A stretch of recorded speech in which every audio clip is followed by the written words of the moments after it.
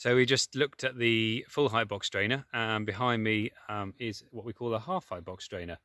So you can see it's half the height because the horizontal pole there, unlike the other one which was up there, is half the height of the post, and it's got a smaller post half height strainer driven in, same sort of depth, nice and deep in the ground, but say half the height. And because it's also half the height, the length of that pole isn't as critical. It doesn't need to be anywhere near as long.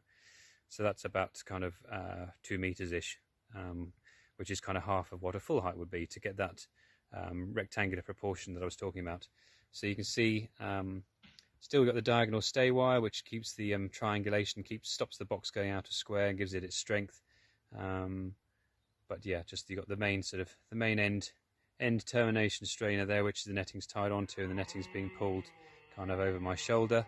But it's say a lighter structure, cheaper to assemble, cheaper materials in terms of building it, but very, very useful, and say definitely got its place in a lot of park, certainly park deer fencing, and some deer farms as well.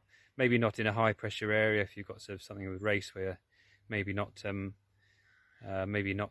as strong as a full height box, but certainly not something to ignore. Certainly a useful construction method.